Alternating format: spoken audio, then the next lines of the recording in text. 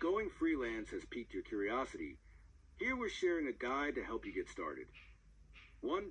Things to consider. If you've got the urge to go freelance, start first by doing some self-reflection.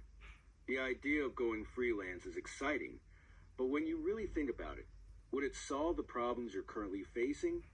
Make a list of the ways that you believe freelancing will improve your life. Then ask yourself, could I achieve these in other ways?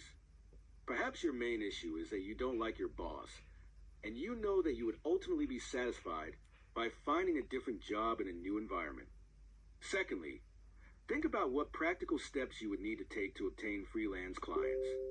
Do you have an existing skill that you can offer as a service? If not, what training would you have to do? Take this time to research the feasibility of funding such training, get clear on HD timescale, and consider how this may affect your life. As WEL is any dependence you have before you make any big decisions. 2. Know your working style. Do you need complete silence, OT, be your most productive self? Or do you thrive in a collaborative environment? Is working at home going to be an option, or will you have to find a co-working space to do your best work? Consider also how WL you can self-motivate without a boss calling the shots, and whether you will miss the external validation of complimentary bosses and colleagues. Clarity on what you need from your work life will help you build a business in which you can thrive. 3. Plan a slow transition. Inconsistent income is one of the most stressful parts of being self-employed. So unless you have a generous savings fund that you can dip into during those early months and years, I always advise exploring freelancing alongside a full-time job or other.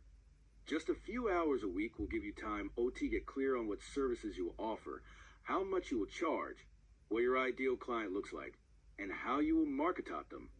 This will allow you to experiment with ways of positioning your brand and getting clients without the risk of any costly mistakes.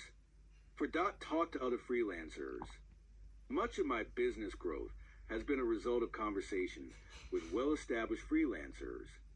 Whether it's finding the perfect client management software, comparing pricing structures, collaborating on projects, or celebrating the small daily wins. Talking to people who have already been where you are will boost your chances of success. Find other like-minded individuals in freelance Facebook groups, at industry events, public co-working spaces, and local business associations. 5. Include marketing time in your schedule. Unless you have an endless stream of clients banging on your door, you'll need to make time on your calendar to consistently attract and secure new clients. Think about your clients being on a journey to work with you. They'll need to hear about you first, then learn more about what you do, trust and the results you can provide, and then make the decision to pay for your services. This all takes time, so you'll want to set aside at least one day a week when you step away from serving your existing clients to attract and nurture new ones. 6. Know your numbers. Setting rates is one of the most hotly debated topics in the freelance world. Pricing yourself low can be tempting because TI makes you competitive, but in my experience, this isn't financially sustainable. Get clear on your numbers by first writing down your outgoings and expenses.